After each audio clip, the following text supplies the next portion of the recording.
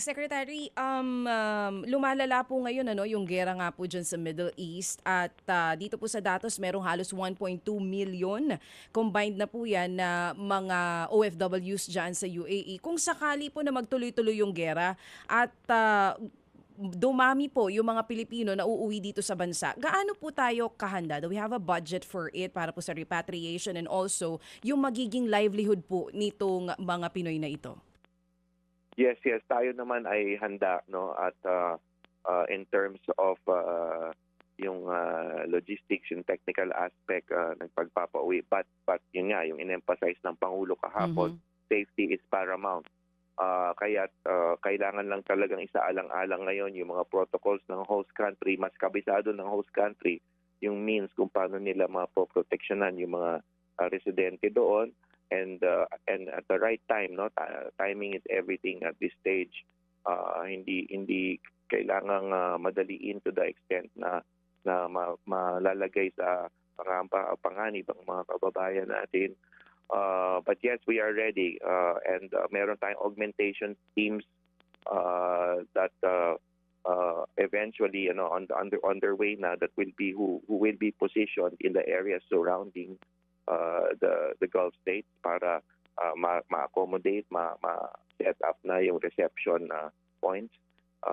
So meron tayong nakahanda tayo for that. And then of course dito sa pag-uwi, nakahanda din yung mga programa ng ating pamahalaan in terms of yung pagpanunumbalik para magtayo ng negosyo at training at empleo. Kaya yun at magdasal na lang lamang tayo sa kaligtasan ng mga kababayan natin. Opo. Sec, yung pong mga nandito ngayon na paalis dapat po at may mga problema sa usapin po ng kanilang pangangailangan kasi mga manggagawa ito na mawawalan po ng kita. Ano ho ang tugon doon ng DMW?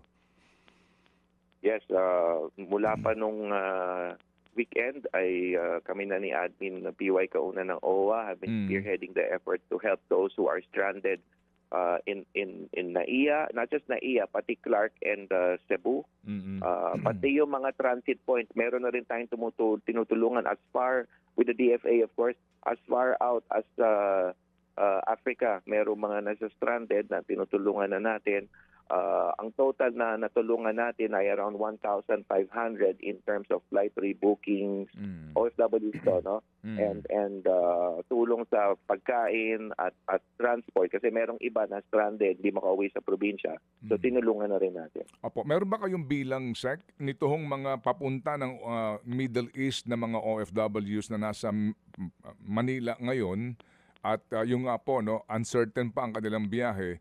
May bilang ho ba kayo sa ngayon at ano ho ang agad na tulong po dito sa usapin po ng financial assistance para sa pamilya ho nila? Kung meron man. Well, ang tulong natin essentially is yung shelter, accommodation dito sa Metro Manila, and then yung transport nila pa uwi sa probinsya. Of course, lodging, yung food and basic needs nila habang nandito tayo. Yung bilang ng mga pasahero kasi marami na ring na-advise ng airline kaya hindi na nagpatuloy. But as I said, approaching around 2,000 na yung natulungan natin sa larangan na ito. Mga kapatid, brothers and sisters, saan ka pa? Dito na tayo sa totoo. Dito na tayo sa True FM. Mga kapatid, mag-subscribe and follow po kayo sa social media accounts ng True Network PH. Yan po kami, hanapin nyo lang True Network PH, Facebook, Instagram, YouTube, TikTok, and podcast. Mapa Apple or Spotify man yan, mahahanap nyo kami. Lahat ng mga napapanood at napapakinggan nyo po sa programa, nasa social media accounts namin yan. So paano mga kapatid? See you sa social media!